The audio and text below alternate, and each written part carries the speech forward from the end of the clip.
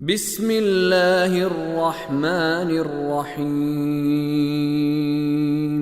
كلا إذا بلغت التراقي وقيل من راق وظن أنه الفراق۔ ہرگز نہیں جب جان حلق تک پہنچ جائے گی اور کہا جائے گا کون ہے علاج کرنے والا، اور وہ سمجھ جائے گا کہ اس کی جدائی کا وقت آ گیا ہے۔ آیت نمبر 26 کے الفاظ کے معانی کی طرف توجہ فرمائیں۔ سب سے پہلا حرف ہے کلا۔ کلا کسی گزشتہ بات کے غلط ہونے کی طرف اشارہ کرتا ہے، اور کلا کے بعد جو بات آ رہی ہوتی ہے اس کی تاکید کے لیے، یعنی پچھلی بات غلط ہے، ہرگز ایسا نہ کرو، ہرگز ایسا نہ کہو، ہرگز ایسا نہ سمجھو، اور جو کلا کے بعد بات کی جا رہی ہے وہ گویا کہ بتا رہی ہوتی ہے کہ وہ پچھلی بات غلط ہے۔ تو یہاں پر جو کلا اور ہم نے ترجمہ کیا ہرگز نہیں، یہ ہرگز نہیں کا اشارہ کس کی طرف ہے؟ ہرگز دنیا کو آخرت پر ترجیح نہ دو، دنیا کی محبت میں آخرت سے اندھے نہ ہو جاؤ۔ کیوں؟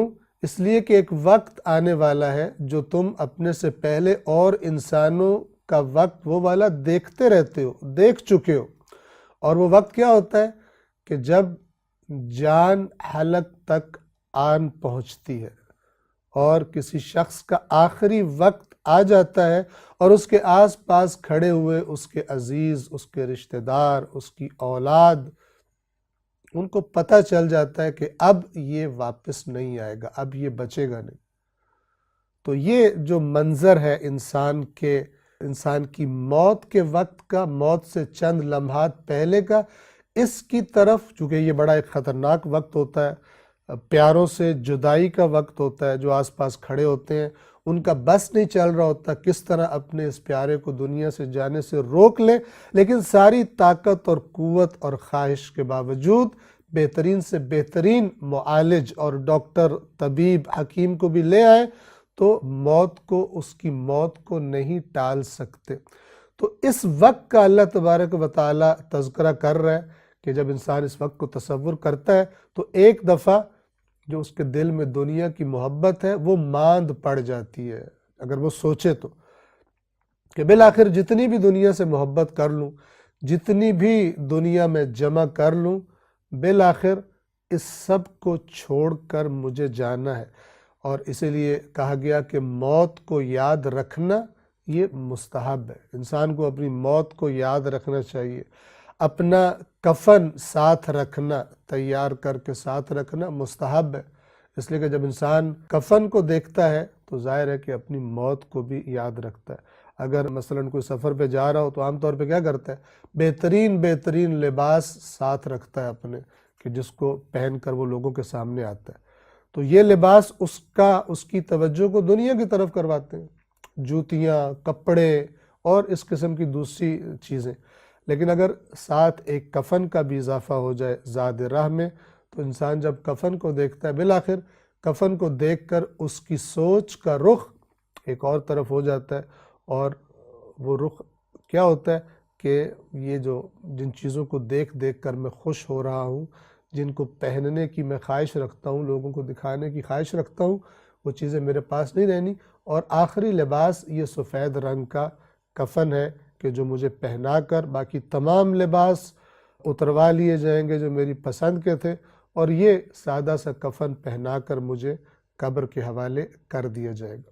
تو یہ کلا، ہرگز نہیں، یعنی ہرگز دنیا کی محبت میں آخرت سے غافل نہ ہو۔ جو خدا کو بھی نہیں مانتے، خدا کا بھی انکار کرتے ہیں، موت کا تو وہ بھی انکار نہ کرتے ہیں نہ کر سکتے۔ تو اس وقت کی قرآن کریم یاد دلاتا ہے انسان کو جھٹکا دینے کے لیے، دنیا کے نشے کو اس کے دماغ سے کم کرنے کے لیے، جو دنیا کی محبت کی صورت میں انسان کے اندر رچ بس جاتا ہے، اور اس کے سارے منصوبے اسی کے ارد گرد گھومتے۔ کلا، ہرگز نہیں، دنیا کی محبت میں حد سے نہ بڑھو، موت کا وقت تمہاری آ کر رہے گا۔ اور وہ موت کے وقت کی صورتحال کیا ہوتی ہے؟ کلا کے بعد ہے اذا، اذا جب، بلغت، با، لام اور غین اس کے بنیادی حروف ہیں، اور بلاغ کا جو لفظ ہے اس کا معنی ہوتا ہے کسی جگہ پر پہنچ جانا، پہنچنا۔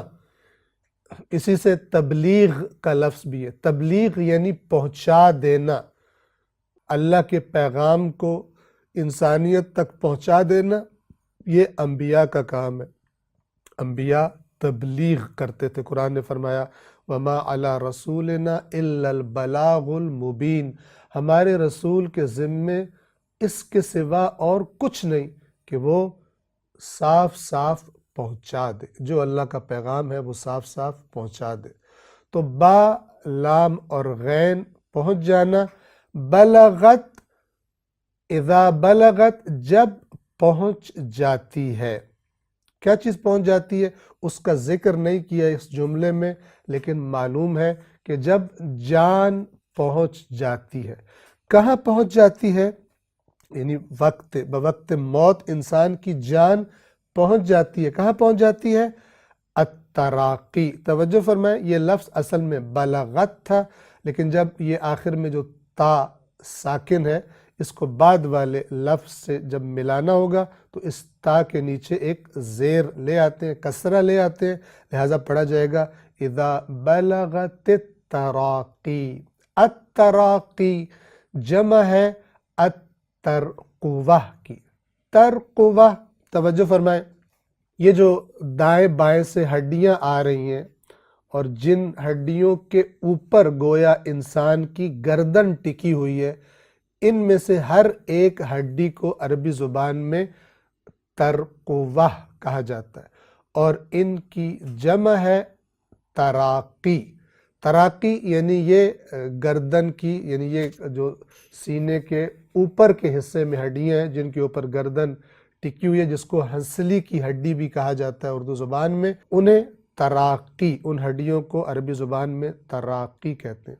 اور یہ ایک قسم کا کہنے کا انداز ہے، تعبیر ہے کہ جب جان گلے تک پہنچ جاتی ہے، جب جان گلے میں آ جاتی ہے۔ اردو میں ہم لفظ استعمال کرتے ہیں کہ جان کا لبوں پر آ جانا، اور یہاں پر جو قرآن نے لفظ استعمال کیا وہ جان کا حلق تک آ جانا، یعنی جان نکلنے کے لیے جب تیار ہو جاتی ہے اور باقی بدن میں سے سمٹ کر گویا گلے تک آ جاتی ہے، اور یہ اس کیفیت کا بیان ہے کہ جس پر یہ کیفیت گزر رہی ہوتی ہے اس کو پتہ چل چکا ہوتا ہے کہ میرا آخری وقت قریب آ چکا ہے۔ اس کا بیان انشاءاللہ جاری رکھیں گے۔ والسلام علیکم ورحمۃ اللہ وبرکاتہ۔